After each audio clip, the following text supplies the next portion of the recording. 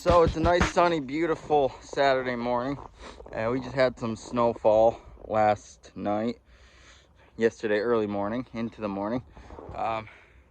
Couple inches of snow, nothing crazy, nice light fluffy snow. It's cold out. Can't complain. It's not that heavy wet crap that no one likes. But one thing I want to talk about, and I know we're always talking about cleaning off high tunnels, and I think there's one thing that I really maybe forget to explain a lot of time of half the reason of why we're doing this. One big reason is to get the snow load off the roof of the high tunnels so we don't have that extra weight up there. That's not really important though on these tunnels. These are northeastern tunnels. They're meant to withstand heavy snow loads or large amounts of snow loads. Clearly you don't want to let it build up 3/4 up to the roof and leave it there all winter. It'll thaw, freeze, could rip plastic, could create structural issues, obviously. But one reason we do this is because on nice sunny days like this, look at that nice sunshine. See this snow on the roof here? What that is doing is creating a natural shade on the tunnel. That snow is not allowing the light to come through the tunnel.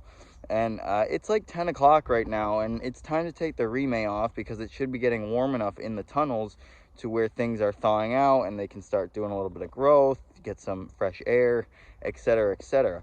But I was in there taking the remay off and everything's still frozen underneath there. And you know, I just realized I walked around the tunnel because I hadn't done that, and I realized this whole southern side is covered in snow.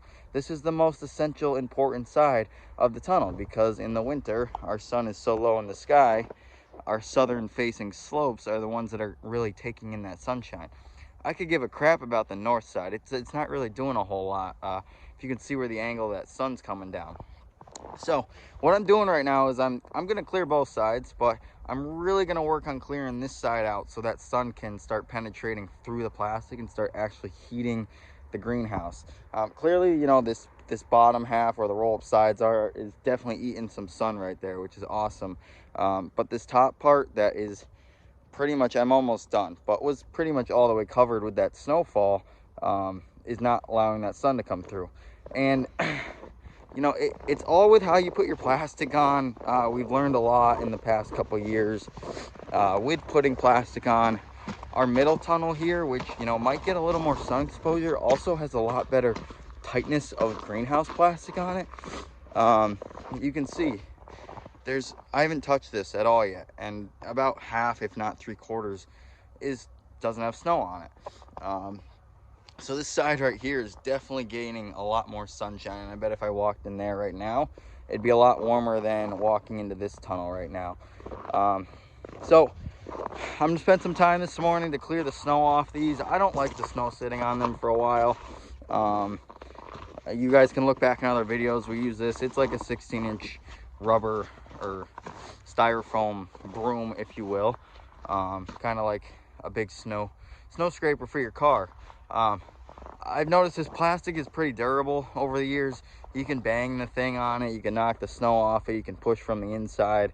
But why this happens is because, one, this specific tunnel, the plastic isn't as tight over it, so it has a bigger bubble. So when when the snow comes down on the tunnel, it kind of sits there and kind of pushes down in, and it doesn't give enough of a bubble for it to slide.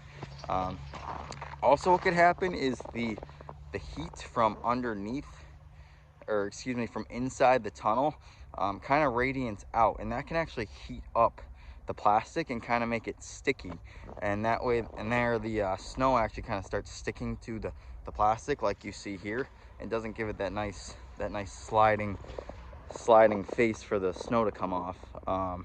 It really depends on the conditions of the weather, the warmness you've had, if you've had high humidity in the tunnels / less humidity. We have crops growing there, obviously.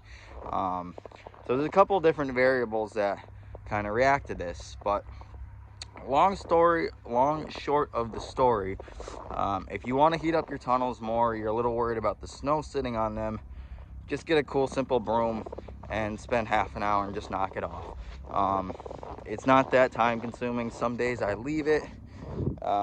it's a lot better to do like right after the snowstorm. Like we're on the next day now where this has really had time to kind of sit and settle and start melting to the plastic, if you will. So it's not coming off as easy.